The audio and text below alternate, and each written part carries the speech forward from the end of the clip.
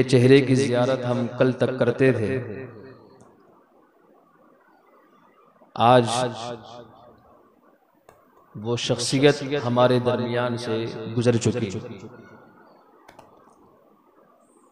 हुजूर अशरफुल फ़ुक़हा रहमतुल्लाहि ताला अलैहि वो अज़ीम शख्सियतों में से एक अज़ीम शख्सियत है कि जिनको बराह रास्त फैज़ पहुँचा हुजूर मुफ्ती आज़म हिंद अलैहि रहमत व रिज़वान का। और ये हमारे लिए बड़े खुशनसीबी की बात है कि हमने ऐसे हाथों में अपना हाथ दिया कि जिन हाथों को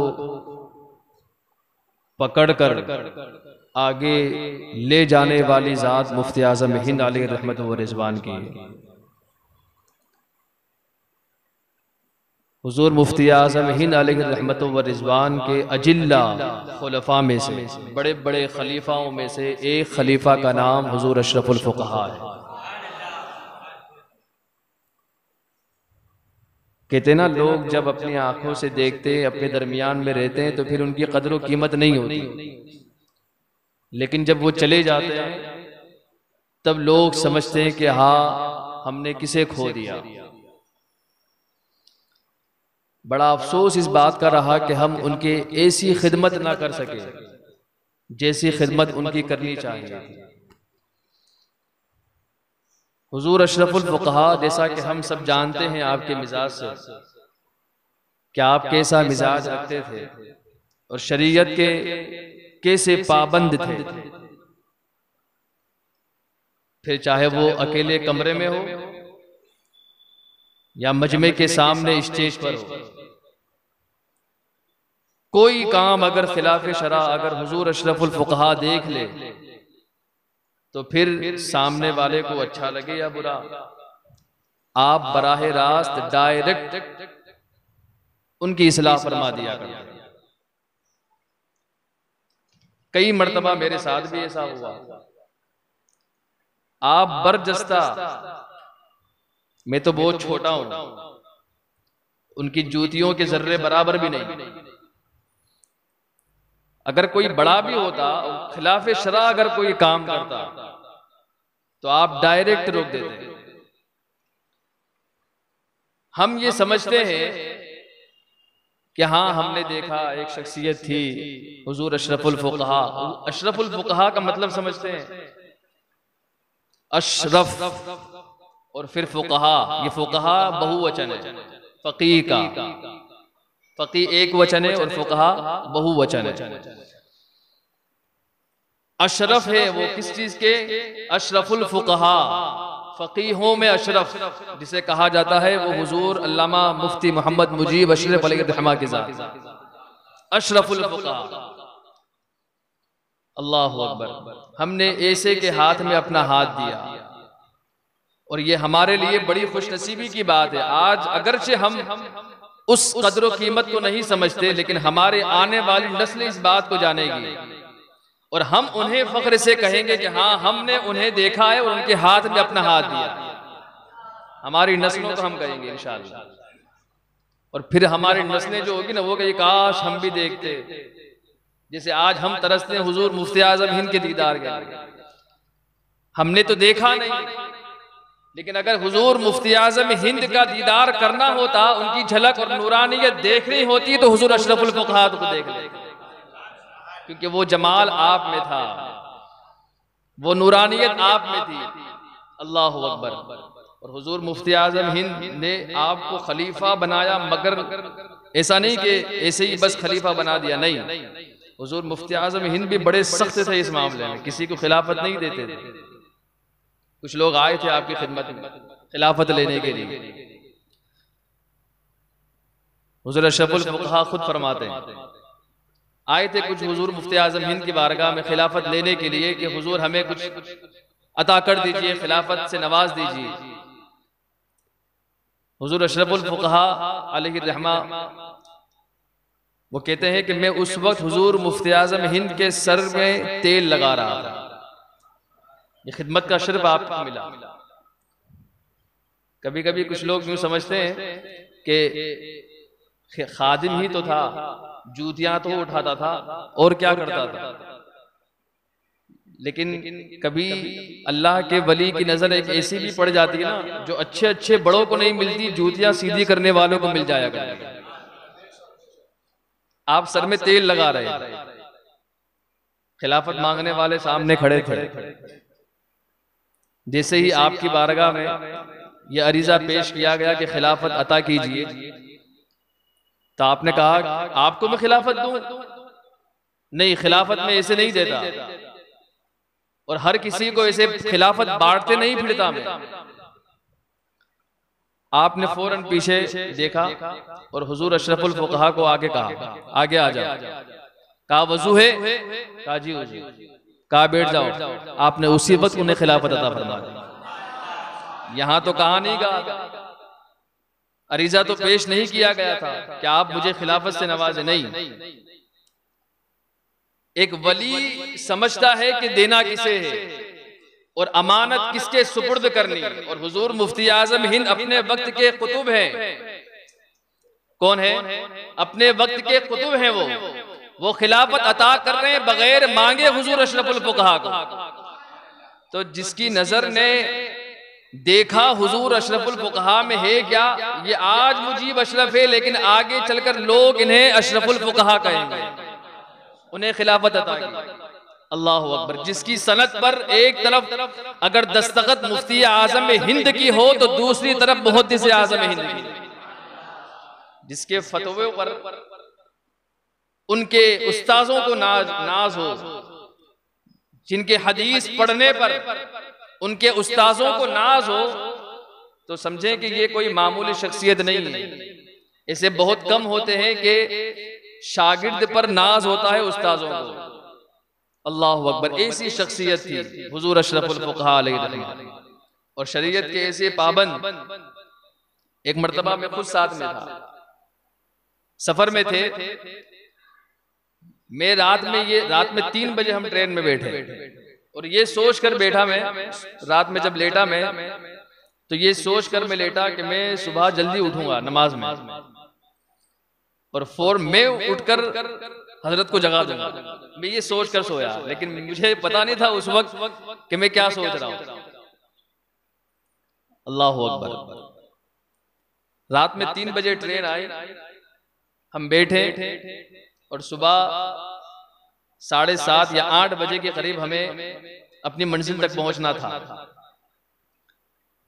मैं और अजीजुल उलमा मौलाना गुलाम मुस्तफा साहब और हुजूर अशरफुल फुकहा, हम 3 लोग थे। जैसे ही सुबह नमाज का वक्त हुआ, मैं तो क्या उठता, अल्लाह अकबर। हुजूर अशरफुल फुकहा आकर उठा रहे हैं, मौलाना उठ जाइए, नमाज का वक्त हो रहा है। भाई मैं तो एक जवान ठहरा ना, उठना मुझे पहले चाहिए था। हजरत तो सफर पता नहीं कहां कहां से कर आ रहे थे, मैं तो यहीं से चला था। मैं तो मुकीम था, मुसाफिर तो था नहीं, जवान था।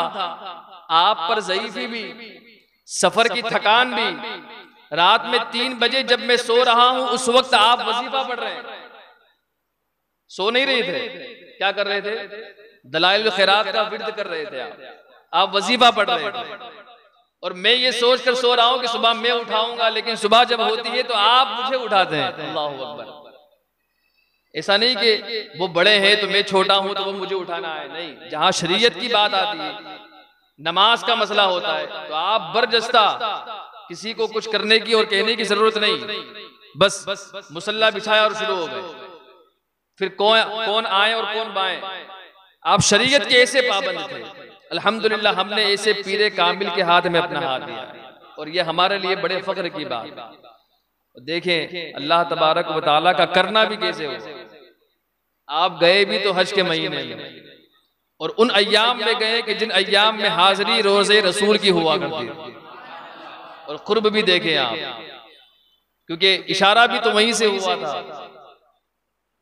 अजीजुल उलमा मौलाना गुलाम मुस्तफा साहब एक दिन फरमा रहे थे कि हम मदीने मुनव्वरा में थे, रोज़े रसूल के सहन में, मस्जिद नबवी के सहन में थे, रोज़े रसूल के आगे की तरफ। हम अंदर से रोज़े रसूल से हाजिरी देकर निकले थे, हम चल रहे थे आगे आगे, पीछे से एक आदमी आया दौड़ते हुए और उसने आवाज दी, मुफ्ती साहब। आवाज किसे दी? हुजूर अशरफुल फुक़हा को। जो मसला पूछना था उसने मसला पूछा, जवाब दे दिया गया। ना हुजूर अशरफुल फुक़हा उन्हें जान रहे हैं, ना अज़ीज़ुल उलमा उन्हें जान रहे हैं, ना उनके साथ जितने लोग थे वो जानते थे। कोई नहीं जानता था कि ये पूछने वाला, आने वाला कौन है। साइल, ये साइल जो पूछ रहा है, मसला पूछ रहा है, कौन है? कोई नहीं जानता था। मौलाना कहते हैं उसने सवाल कर लिया, जवाब दे दिया गया। फिर उससे पूछा गया कि आप कौन हैं और आपको कैसे पता कि ये मुफ्ती है, यही जवाब देंगे। जब इतना पूछना था तो वो साइल कुछ कहता नहीं, बस गुंबद खजरा की तरफ इशारा करता है और कहता है कि इन्होंने मुझे बतलाया कि ये मुफ्ती हैं। तो जिन्हें मुफ्ती की सनद गुंबद खजरा से मिल जाए, अल्लाहु अकबर, उनके मर्तबे का आलम क्या होगा। फिर हम उनके जूतियों के बराबर भी ना हो, हम तो उनकी जूतियों के जर्रों के बराबर भी नहीं। पता नहीं क्या देखा और नवाज दिया और बेयत में ले लिया, अपने जुमरे में अपने साथ शामिल कर लिया। ये हमारे लिए बड़ी खुशनसीबी की बात है और क़यामत तक हमारे आने वाली नस्लें इस बात पर फख्र करेगी इंशाअल्लाह। हुज़ूर अशरफुल फुक़हा अलैहि रहमत व रिज़वान उन अय्याम में गए, ज़िलहज के महीने में, मुबारक महीने में, जहां सालों साल से हज के दौरे हो रहे थे। इस साल जब हुकूमत की वजह से ना जा पाए तो अल्लाह तबारक व तआला ने दर की दीदार नहीं बल्कि खुद हुजूर के दीदार के लिए बुला दिया। अब पहुंचे तो हुजूर का दीदार हो रहा है, वो भी खुली हुई आंखों से दीदार हो रहा है। इंसान जब तक दुनिया में होता है, हुजूर का दीदार करना होता है तो आंखें बंद होती है। जब आंखें बंद हो तब हुजूर का दीदार हो, लेकिन जब इस दुनिया से जाता है तो कब्र में पहुंचता है। तो इसी वजह से आला हज़रत फरमाते हैं, हश्र तक कब्र में लहराएंगे ता हश्र चश्मे नूर के, जलवा फरमा होगी जब तलआत रस। वही तलआतें, वही नूरानियत, वही नूरी पूरी कब्र होगी उस वक्त जब अल्लाह के रसूल सल्लल्लाहु ताला अलैहि वसल्लम जलवा फरमा होंगे और आप उन्हीं के दीदार के लिए कब्र में तशरीफ ले गए उसी अय्याम। ये अल्लाह का करना नहीं है तो और क्या है। मैं बड़ा मुतमईन था इस मामले में। हमारे एक सैयद साहब जब आखिरी ऑडियो हुजूर की आई थी तो उसमें आपने फरमाया था कि मेरा बेटा गुलाम मुस्तफ़ा भी आ रहा है और हाफिज शम्स तबरेज साहब वो भी आ रहे हैं। तो मैं बड़ा मुतमईन था। उससे पहले सैयद साहब से मेरी बात हुई थी तो मैंने उनसे कहा था कुछ करिए, वो डॉक्टर हैं। तो उन्होंने कहा इंशाअल्लाह हजरत घर हॉस्पिटल से आ जाएंगे इंशाअल्लाह, बिल्कुल आप बेफिक्र रहें, आ जाएंगे। मैंने कहा खुसूसी करम आपका। सैयद साहब जो हैं ये हजरत खलीफा भी हैं, आलिम भी है, मिसबाही है और डॉक्टर भी, बेंगलोर के रहने वाले हैं। सूरत में भी उनका आना होता है। मैं मुतमईन हो गया कि चलो अब मौलाना तो यहाँ से निकल ही गए नागपुर के लिए, वहां से सैयद साहब भी आ जाएंगे, फिर मामला इंशाअल्लाह हल हो जाएगा। लेकिन जब मौत आती है ना तो फिर सारे दरवाजे बंद हो जाते हैं। मुझे तो पता ही नहीं, जिस दिन हजरत का विसाल हुआ उस दिन मौलाना गुलाम मुस्तफ़ा अज़ीज़ुल उलमा के जो भाई हैं इस्माइल भाई, उनसे पता चला मुझे। उन्होंने मुझे बतलाया कि हुज़ूर सैयद साहब तो नागपुर पहुंचे ही नहीं थे, वो नागपुर पहुंच ही नहीं पाए। फिर बाद में मेरी उनसे गुफ्तगू हुई। बहरहाल बताना यह है कि वो ऐसी शख्सियत है कि मैं मुतमईन हो गया कि नहीं, जब सैयद साहब पहुंच जाएंगे तो इंशाअल्लाह हुजूर अशरफुल फुक़हा की सेहत बिल्कुल अच्छी हो जाएगी। मैं बिल्कुल मुतमईन हो गया। लेकिन बाद में पता चला कि वो पहुंच ही नहीं पाए। उनसे मैंने पूछा तो कहा कि नहीं, हालात ही ऐसे बन नहीं पाए और कुछ परमिशन वगैरह का भी मसला था जिसकी वजह से उन्हें वहां पहुंचने में दिक्कतें हो रही, वो पहुंच नहीं पाए। और ये बात भी आपको बता दूं कि जो सैयद साहब जो थे उन्हें पहले से पता हो जाता कि ये रहने वाले हैं या नहीं, ये भी उन्हें पता चल जाता पहले से। मैं बिल्कुल, क्योंकि ऐसे मुशाहदे हो चुके थे और वो बतला भी चुके थे, लेकिन हजरत के बारे में हमें कोई इंफॉर्मेशन नहीं थी, कोई खबर, कोई इत्तला, कुछ नहीं था। हम तो मुतमईन थे इस बात को लेकर कि इंशाअल्लाह सैयद साहब पहुंच जाएंगे, इंशाअल्लाह मामला हल हो जाएगा। बहरहाल लेकिन अल्लाह तबारक व तआला को बुलाना था। हुजूर अशरफुल फुक़हा क़ुर्ब इलाही में पहुंचे। अल्लाह तबारक व तआला उनके सदके में हम सबकी बख्शिश फरमाए। अल्लाह तबारक व तआला ने ऐसा आपको इल्म अता फरमाया, तबहुर इल्मी जो आपकी जो थी, अल्हम्दुलिल्लाह, ऐसे पीरे कामिल के हाथ में अपना हाथ दिया। फख्र होता है इस बात को बार बार बोलने में, अल्हम्दुलिल्लाह सुम्मा अल्हम्दुलिल्लाह। ऐसे बड़े जब चले जाते हैं ना तो फिर ऐसा लगता है, मैंने सैयद साहब से फोन करके भी कहा कि हुजूर अब तो ऐसा लगता है जैसे हम यतीम हो गए, हम यतीम हो गए। हमारे सर से इल्मी जो साया था, जो फेज वाला साया था, जिन्हें देखकर हम ये समझते थे कि अभी ये हैं, हम जो चाहें अभी कर ले ताकि ये इस्लाह फरमा दे, आज वो पुश्त पनाही जिसे कहते हैं, जहां सपोर्ट, बैक सपोर्ट जिसे कहा जाता है, अब वो लगता है कि जैसे हम यतीम हो गए, क्योंकि बड़ी बड़ी शख्सियतें यके बाद दीगरे जा रही है। ये भी क़यामत की निशानियों में से एक निशानी है। लोग अब भी नहीं समझते, अब भी मस्जिदों की तरफ नहीं आते। तो फिर बाबरी मस्जिद जैसा मामला ना हो तो फिर क्या हो। खुदारा अपने आप को सुधारो, नमाजों का पाबंद बनाओ। क्या पता कल, आज हम यहाँ बैठे, कल हम यहाँ जमा हो ना पाए, हम में से कोई हो ना हो। खुदा के लिए बड़ी बड़ी शख्सियतें, इल्म उठता जा रहा है। सिर्फ आलिम का मरना, सिर्फ उसका जिस्म नहीं मर रहा, ऐसा नहीं कि सिर्फ वही जा रहे, नहीं, दुनिया से इल्म उठता जा रहा है। और जब इल्म उठ जाएगा तो फिर हमारे पल्ले क्या रहेगा। हम ये समझ के बैठे नहीं, हम तो अभी बच्चे हैं, हम तो अभी जवान हैं, अभी तो हमारी दाढ़ी भी काली है, जब सफेद होगी तब करेंगे। अरे सफेदी किसने देखी, अच्छे अच्छे देखे आपने लॉकडाउन के बाद भी, और लगातार अभी भी सिलसिला चल रहा है। कैसे ऐसे कड़ियल जवान भी चले गए जिनके बारे में गुमान भी नहीं होता था कि ये हमारे साथ जो आज बैठा है कल ये हमारे साथ होगा या नहीं।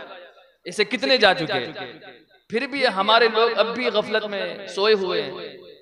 खुदा के लिए हमने जिसके हाथ में अपना हाथ दिया है, अल्हम्दुलिल्लाह, वो जो उन्होंने जो हिदायतें हमें अता फरमाई, अल्लाह तबारक व तआला उन हिदायतों पे हमें अमल करने की तौफीक अता फरमाए, शरीयत का पाबंद बनाए। हुजूर अशरफ